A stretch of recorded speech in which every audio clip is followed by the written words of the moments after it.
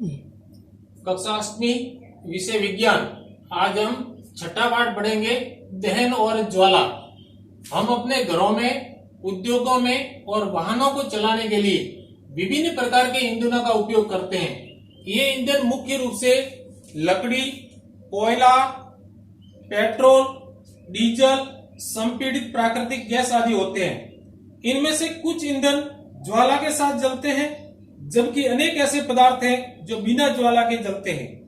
हम जलने के रासायनिक प्रक्रम और इस प्रक्रम में उत्पन्न ज्वाला के प्रमुख प्रारूपों का अध्ययन करेंगे।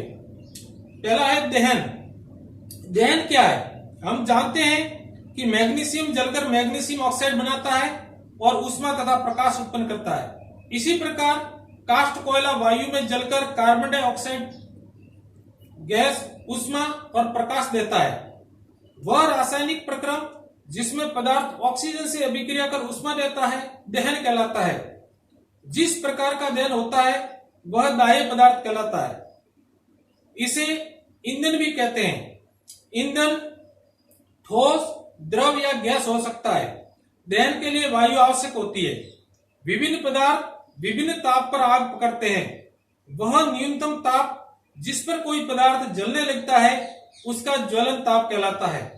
हम जानते हैं कि दाह्य पदार्थ तब तक आग नहीं पकड़ सकता या जल नहीं सकता जब तक उसका ताप उसके ज्वलन ताप से कम रहता है।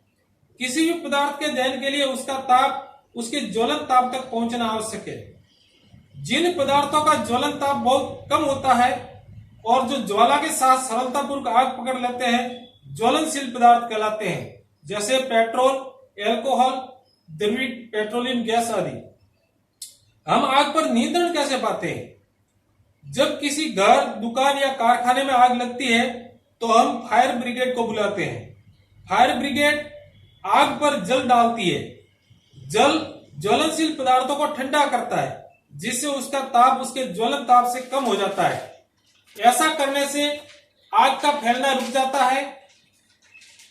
जल वाष्प ज्वलनशील पदार्थ को घेर लेता है, जिससे वायु की आपूर्ति बंद हो जाती है और आग बुझ जाती है। आग उत्पन्न करने के लिए 3 आवश्यकता होती है। ये आवश्यकता है ईंधन, वायु और ऊष्मा। इनमें से एक या अधिक आवश्यकताओं को हटाकर आग पर नियंत्रण किया जा सकता है। आग बुझाने वाले का कार्य वायु का प्रवाह काटना या ईंधन का ताप कम करना या दोनों होते हैं। दहन के प्रकार। दहन 2 प्रकार का होता है। पहला तीव्र दहन। हम जानते हैं कि गैस तेजी से जलने लगती है तथा ऊष्मा और प्रकाश उत्पन्न करती है। इस प्रकार का दहन तीव्र दहन कहलाता है। दूसरा स्वतः दहन।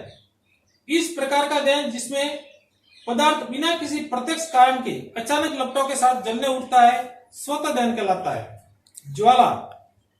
दहन के समय जो पदार्थ वाष्पित होते हैं वे ज्वाला का निर्माण करते हैं। उदाहरण के लिए मिट्टी का तेल और पिघली हुई मोमबत्ती के साथ साथ ऊपर उठते हैं और दहन के समय वाष्पित होकर ज्वाला का निर्माण करते हैं।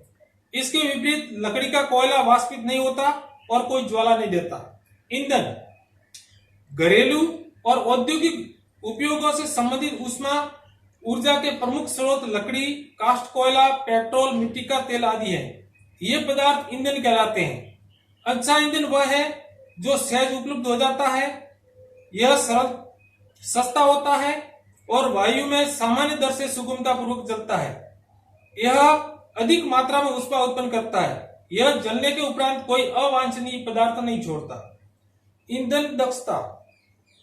किसी भी ईंधन के 1 किलोग्राम के पूर्ण दहन से प्राप्त ऊष्मा ऊर्जा की मात्रा उसका ऊष्मीय मान कहलाती है।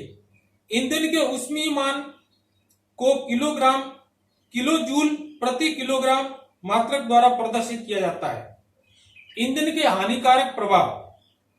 ईंधन का बढ़ता हुआ उपयोग पर्यावरण के लिए हानिकारक प्रभाव डालता है। लकड़ी, कोयले और पेट्रोल जैसे कार्बन ईंधन बिना जले कार्बन कण छोड़ते हैं। ये सूक्ष्म कण खतरनाक प्रदूषक होते हैं जो दमा एवं श्वास रोग उत्पन्न करते हैं। इन ईंधनों का अपूर्ण दहन कार्बन मोनोऑक्साइड गैस देता है। यह अत्यंत विषैली गैस है। कार्बन मोनोऑक्साइड गैस से कमरे में सो रहे व्यक्ति की मृत्यु तक हो सकती है। अधिकांश ईंधनों के दहन से पर्यावरण में कार्बन डाइऑक्साइड गैस निकलती है। वायु में कार्बन डाइऑक्साइड गैस की अधिक मात्रा संभवतः विश्व उष्णन का कारण बनती है। कोयले और डीजल के दहन से सल्फर डाइऑक्साइड गैस निकलती है। यह अत्यंत दमघोटू और संक्षारक गैस है। इसके अतिरिक्त पेट्रोल इंजन नाइट्रोजन के गैसीय ऑक्साइड छोड़ते हैं। सल्फर और नाइट्रोजन के ऑक्साइड वर्षा जल में घुल जाते हैं तथा अम्ल बनाते हैं। ऐसी वर्षा अम्ल वर्षा कहलाती है जो फसलों, भवनों और मृदा के लिए हानिकारक होती है। इसी कारण अब मोटर वाहनों में ईंधन के रूप में डीजल और पेट्रोल का स्थान अब सीएनजी ले रही है, क्योंकि सीएनजी सल्फर और नाइट्रोजन के ऑक्साइडों का उत्पादन अल्प मात्रा में करती है। सीएनजी एक स्वच्छ ईंधन है, इसलिए हमको सीएनजी का उपयोग अधिक करना चाहिए और इन उत्पादों का उपयोग कम से कम करना चाहिए। इसके साथ ये पाठ पूरा होता है। धन्यवाद।